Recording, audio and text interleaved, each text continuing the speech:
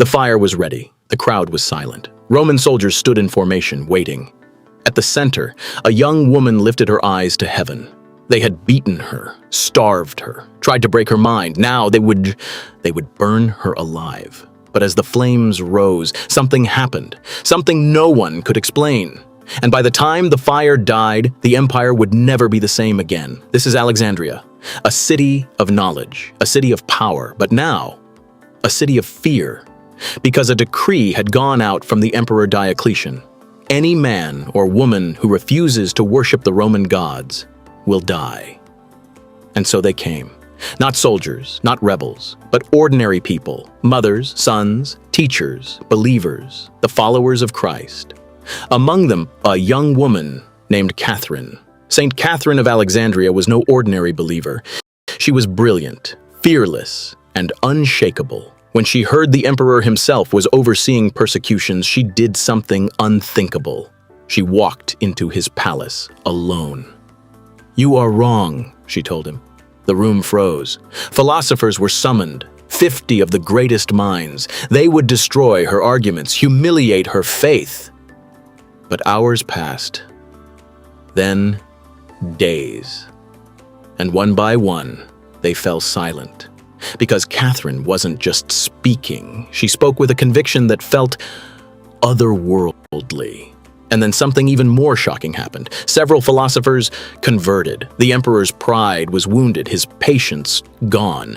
"If she will not break," he said slowly, "then she will burn." They tied her.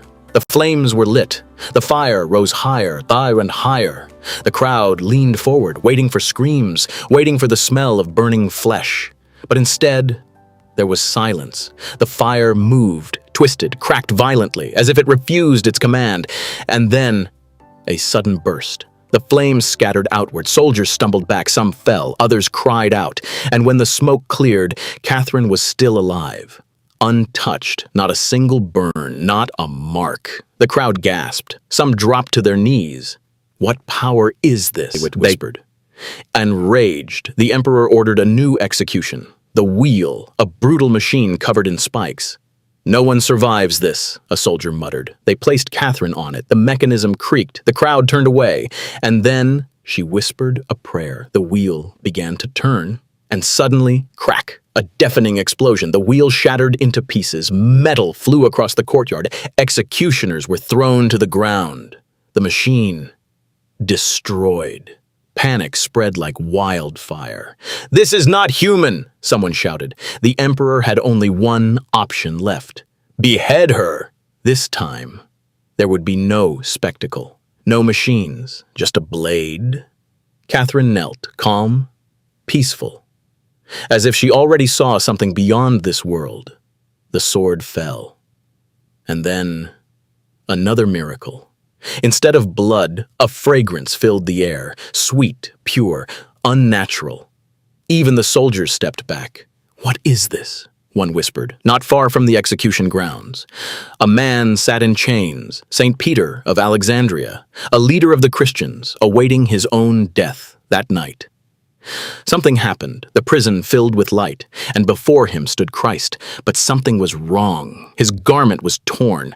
"Lord, who has done this?" Peter asked. And the answer came, "Arius has torn my church." Peter wept, because he understood. Even as the church was being crushed from outside, a deeper wound was forming within. Morning came, and with it, Peter's execution.